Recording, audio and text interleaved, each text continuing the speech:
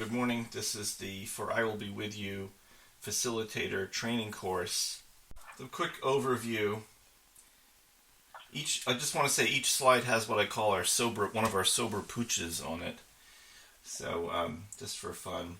So, my experience in corporate training and adult education is informed by a basic idea, which is that sometimes people taking the course don't quite understand why they're taking the course. So I just want to offer right up front a goal for the course, which is to give you the tools to lead an addiction recovery discussion group based on the For I'll Be With You materials. So you've seen probably the book and the workbook. We also have the CD and some other things coming out.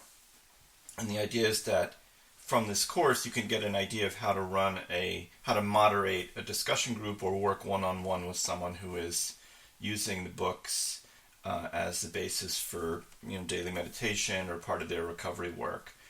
In the course, in the next half hour, 40 minutes or so, we're going to go over an introduction to the concept of Bible-themed recovery. We'll talk about some concepts of Bible study that were involved in creating it. We're going to introduce the For I'll Be With You approach to addiction recovery, and then go into some real specifics on how the workbook is structured and how it works and what the potential impact is for people in recovery. So the goal is and we'll finish with this with a suggested outline on how to facilitate a group with a suggested group meeting program. So just a little bit about me. I'm your instructor. I'm also the CEO of HB Publications, and I write under the pen name of Baruch Binyamin. But I'm one and the same. Not everybody knows that, but it's my work. I'm an alcoholic. I'm 15 years sober in AA, and I'm 51 years old, and I'm a religious Jewish person. So some of my background in that religion has come to inform the material. So you've probably seen most of this, but just in case you haven't, we have the For I Will Be With You is a paperback book with a daily reflection for every day of the year, which goes through the first 5 books of the Bible, the 5 books of Moses, and from Genesis 1 all the way through the end of Deuteronomy, and offers a daily biblical verse and a comment on it that relates it to concepts of addiction recovery. The workbook, we have the Genesis workbook out now. We also have the other, Leviticus and Exodus and everything else coming out soon. They really take a person through step work related to the Bible using 31 days, a month-long process of biblical verses and step work. We have a pocket-sized version, and we have the new 12-step audio series, which is a CD which goes through all 12 steps with selected verses from Genesis, and the plan is to have verses from the other. So Bible-themed recovery. This is the essence of it, and one thing I want to make clear up front is that, and this is at least my perspective, what anybody else does with it is up to them, but is that this is it's meant as a supplement to traditional AA 12-step approaches. It's not, I don't consider it a replacement. I just think that there people may benefit from having this sort of extra layer of interpretation and connection, for a person of faith who's in addiction recovery. It might be helpful to connect a specific religious tradition to 12-step recovery concepts using the Bible as a point of reference. And it's one of these it's a balancing act, because AA is very wisely not affiliated with any sect or denomination. I think that's brilliant, but I think at the same time there's often sort of a gap for people who've been raised in certain religious traditions based on the Bible. And this was my own experience becoming sober as a religious Jewish person, was that I was sort of looking for this connection, and I couldn't find it, so I ended up writing it myself, at least from my own perspective. And the idea is, the fundamental idea is that God can speak to the recovering addict through the words of the Holy Bible. and it helps the recovering addict find new paths or an added path to serenity and conscious contact with God. And it can provide the basis for daily meditations and spiritual reflections based on the Bible. The background of this is that, and this gets into sort of theology, but and whether you agree with this or not, I just think it's important to understand where this is coming from. That the Hebrew Bible, the first 5 books of the Bible, the books of Moses, our Jewish faith considers them divine in origin, meaning that they are literally like the Word of God written down. And that one of the fundamental aspects of that is that the text as it is open to interpretation. There's even a tradition that teaches that every word of the Torah has 70 different meanings. So there's many different meanings that can be taken out of the text. Now, to help us with this, for over 2,000 years, there have been these very, very learned scholars, these sages, who have given us their interpretation of what this means, of what God is really saying in the text. And then we can also have our own interpretations. But in terms of theological firepower, these commentators are on a totally different level. You don't have to be Jewish to appreciate the wisdom and insights in these commentaries. And that's the idea here. We sort of relate them to recovery and life in general. Just to be clear, this program is not meant to promote Judaism. Just taps into Torah wisdom to help recovering addicts achieve conscious contact with God. And this is just, on this slide, you might find this interesting just to show you literally what this looks like. This is a page out of a Hebrew Bible, which has on the upper right-hand corner the actual biblical text, and this is Genesis 1:1 in Hebrew. And so and a lot of Jewish books are like this, with multiple layers of text. So you have the text, the actual biblical text, which is 5 lines at the top, and then you have in the middle this large section of commentary written by a commentator named Rashi, who lived in the 10th century, and then you have underneath other comments from other people over the last 2,000 years. So it's an interesting way of looking at the Bible, like where you really every sentence can get broken down and looked at with different meanings. So that's where this comes from. So the other underlying assumptions are that the Bible was written by God. So obviously not everybody believes this, but this is the theory that makes this work.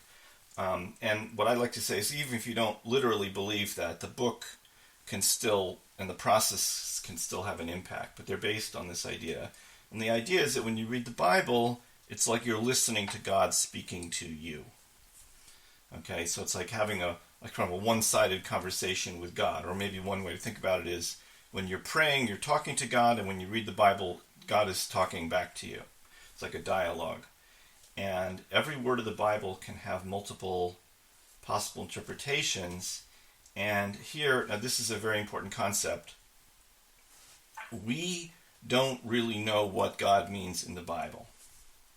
I mean, you can say, I'm pretty sure I know, but it's better generally for spiritual purposes not to say, I know for a fact 100% this is what it means. There's often subjectivity. And this is why it's possible to look at the Bible and interpret it in the context of 12-step recovery. And we're going to do an exercise in a minute where I'll let you try this. But some of the ways that the commentators on the Hebrew Bible work is they look at allegories and parables and find meaning in them. For example, in Genesis, Adam hides from God in the bushes because he feels guilty about eating the fruit from the tree of knowledge. And so what does that mean? How could you hide from God? It's like a metaphor, hiding from God, and what we can learn from that. Or personal examples from biblical characters. Certainly early in the Bible, in Genesis and Exodus, you can learn a lot. You can interpret what biblical characters do and what that can tell you about human behavior and human relationships. So, for example, in Genesis, you have Lot, who's Abraham's nephew, who gets rich and then starts arguing with his uncle, and in a very unseemly way. And so what can you learn about human behavior and addictive behavior from that? There's a lot in the Hebrew Bible, the Torah, about ritual, and you can interpret the ritual process as it's described and learn about holiness and purity and concepts in addiction recovery. And then another technique that the commentators use that's very helpful for parsing out the Bible for addiction recovery is the commentators analyze specific words and phrases. So, for example, in the story of Noah's Ark, the Bible describes that the Noah's Ark had a window in it, and it's not just a window. There's elaborate discussions of what that window actually was and what it was for, and what Noah was allowed to see and what he wasn't allowed to see, and what that can mean to us in our lives. So you can take from a single word. So these are different techniques. And if you read through the book, For I Will Be With You, on almost every page there's an example of one of these techniques in use to sort of extract a meaning from the Bible and then take that interpretation and connect it to addiction recovery. So, for example, we have in Genesis 3:9, this is after Adam and Eve have eaten from the fruit. Do you all know that story? It's a pretty famous story. I don't mean to. No, I don't. I just don't assume you know it. So God calls out to the man, to Adam, and says to him, "Where are you?" Okay. So what can we learn about recovery from this verse? I'm asking you a question. Now, what do you think? Just listening to that verse, what would that mean to you about recovery that they're trying to hide from God? Right. Because obviously God knows where Adam is. So this is one of the ways that the book works. Is it points out where you have to go a layer or two deeper than just the basic story. Okay. Yep. So here now we're going to continue with this. So we say, does God really not know where Adam and Eve are hiding, and what is He really asking? And so one takeaway from that is, we should understand that God sees all of our deeds, even if we're trying to hide from Him. Okay, and so what the book does is first it takes this basic interpretation. So you have the verse, then it will try and extract a meaning from the verse, and then this happens in each page of the book. We extend it to recovery. Okay, and the connection here, and this is subjective, but these are my interpretations, or based on things I've learned in recovery, is here's the connection, like a pivot, so to speak, to recovery. So we might be able to fool others if we're faking our way through recovery, but God knows what's going on. We can't hide. Okay, and then we can take it even further and say, this may be not a bad thing, that meaning that God's always with us and we're never alone. So those are two. So you see the flow. It's like biblical verse, interpretation, and then extending the interpretation to recovery in more than one way. So here's an example from the workbook. This is day 2 of the month. Goes through the book of Genesis. So it has this famous line from Genesis 1:5 says, God called to the light day, to the darkness He called night, and there was evening, and there was morning one day. Okay, so it's a very famous line. It was read when Neil Armstrong landed on the moon in 1969. So then this, just to answer your earlier question, this is what the book does. It has this paragraph. Sometimes it's longer than this. This is a fairly short one. It just talks about how, God separates lights from darkness, and then reflects it to addiction when, some people describe addiction as being sort of like in the dark. There was even a movie about heroin addiction called Permanent Midnight. I don't know if you remember that. It's this idea that addiction is like is a dark experience. God can create light in our lives, light us up with the light of recovery, and turns, sort of the long night of addiction and in their struggle of recovery to the light of sobriety. And then also goes a little further and says, this verse can also tell us that God created time. He separated night and day, so creating days and nights, and it could remind us that the program is a day at a time, and that we count our sobriety in days and months and years and so forth, and that God gives us that time.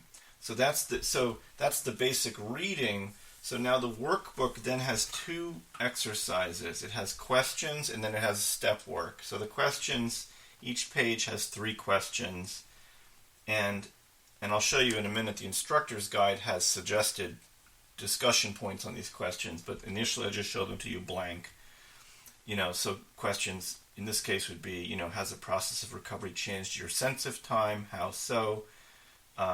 Do you think God can take you from personal darkness to light? And if so, how? And then for today, it asks, has a belief in a higher power, lit up your life today, so to speak? So these are questions that in a group setting you might give the members of the group a few minutes to write answers down and then discuss. Okay, and I'll show you in a minute the sort of suggested group outline.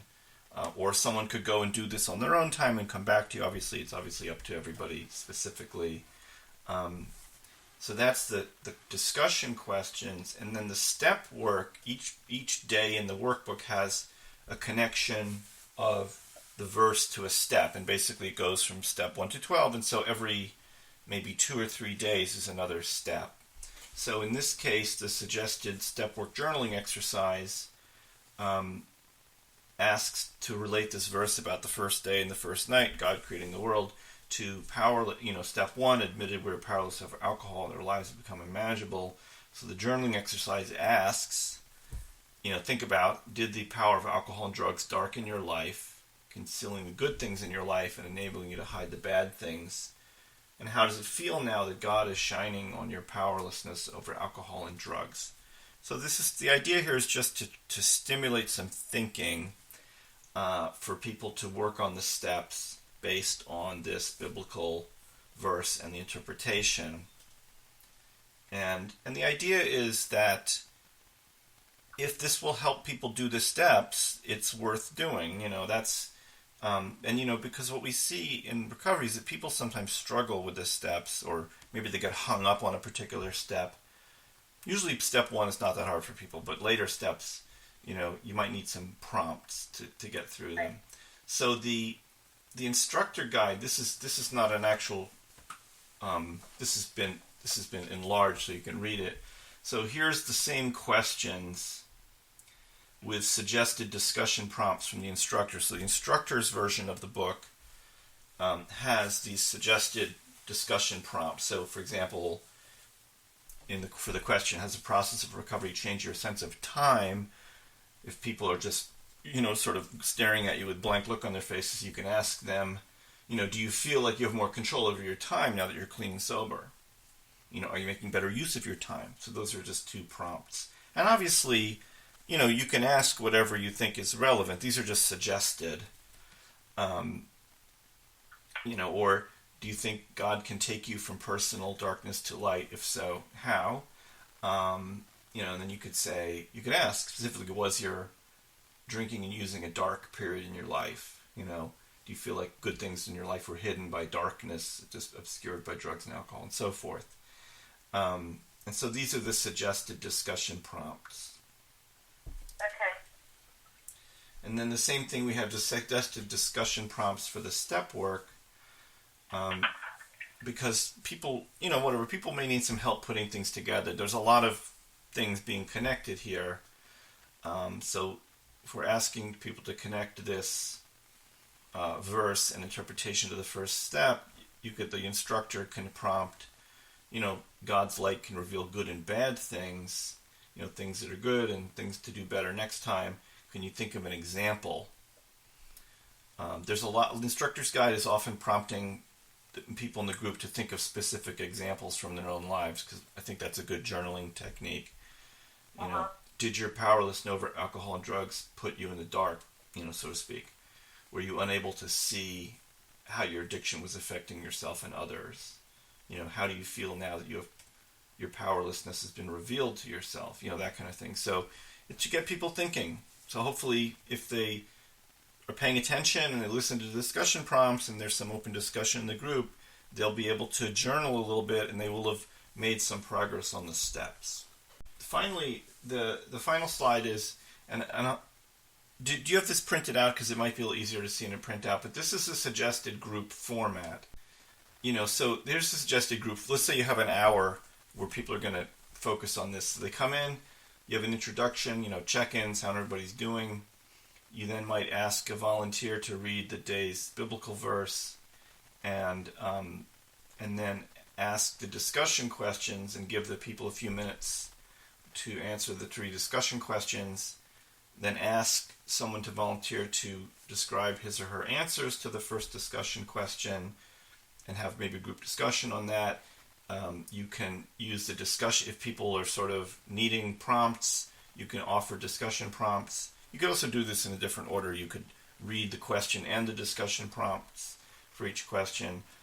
And then after you go through that, you ask a volunteer to read the step work question, give the group a few minutes to write some answers down. You can or you can ask the question and then give the discussion prompts, and then have people spend a few minutes journaling on it, and then have them go around the room and share their answers and have discussion. So that would be a way to spend, if you have a group of, say, 5 or 7 people, whatever, you could probably spend about an hour on this process, and hopefully everybody will come out of it for that day a little further ahead on the step work, and maybe a little with some new tools and some new thoughts to get them thinking about recovery for that day. This can also be done and this is like slightly unorthodox, I guess, but you can actually wrap this into a basic AA meeting format where you open with the 12 steps and that kind of thing. But it just depends. But this is a suggested format. So, and then here's my information, but you already have that. So let me just open it up